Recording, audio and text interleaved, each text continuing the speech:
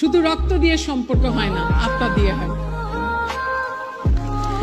আত্মাটাকে বড় করতে হয় রে বাবা, মনটাকে অনেক বড় করতে হয়। সমুদ্রের মতো বড় মন নিয়ে তোমরা আজকে যেখানে দাঁড়িয়ে আছো, এখান থেকে যাত্রা শুরু করবে, এটি আশা করি তোমাদের কাছে।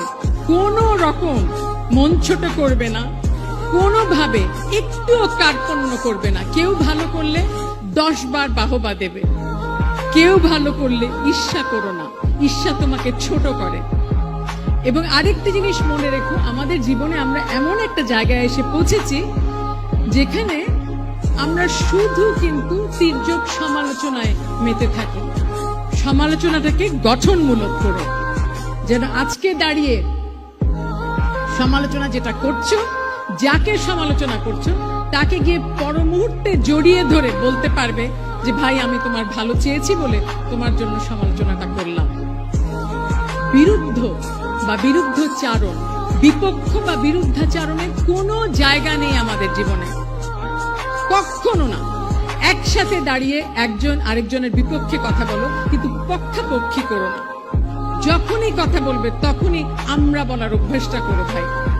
যখনই কথা বলবে আমি যেন কখনো আমরাকে পরাজিত না করে, তাহলে কিন্তু জীবন যুদ্ধে হেরে যাবে, এটি মনে রাখবে।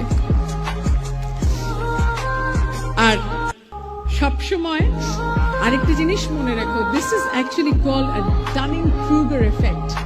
কিচ্ছু জানি না কিন্তু আমরা, কিন্তু এক একজন এক একটা মহা আসনে আসীন হয়ে মনে করি যে সব জানি। এই সব জানার, সব বোঝার রাজত্ব থেকে নিজেদেরকে পরিত্রাণ দাও, একদম সামলে রাখো। কারণ এই অহমিকা বোধ, এই সারাক্ষণ ইগো নিয়ে খেলা, এটি একটি মারাত্মক বিপজ্জনক খেলা। আমরা কেউ না, আমাদের পদ, আমাদের বর্তমান পরিস্থিতি, যত বড় লোক হই, যত শক্তিশালী হই, কেউ না আমরা। আমাদেরকে কোনটা সংজ্ঞায়িত করে জানো? কত কল্যাণ করতে পারবে সেটা, মানুষের কত ভালো করতে পারো। আজকে দাঁড়িয়ে মনে হচ্ছে যে আইডিয়ালিস্টের মতো কথা বলছি, কারণ বলা প্রয়োজন। তোমাদেরকে সকলে আমরা সবসময় সত্যি কথা বলছি না। আমরা যারা বয়োজ্যেষ্ঠ, যারা মুরব্বী, যারা পথ দেখাচ্ছি, তারা সবসময় কিন্তু তোমাদেরকে ঠিক কথাটা বলছি না। আদর্শের কথা বলছি না বলে কিন্তু আদর্শ হারিয়ে যাচ্ছে। বইয়ের কথাগুলো বলছি না বলে কিন্তু আজকে বই পড়ছি না। এই জায়গাটিতে কোনো কম্প্রোমাইজ নেই।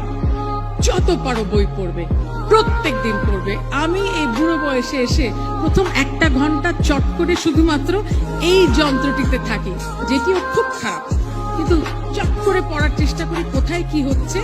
কিন্তু যত আমি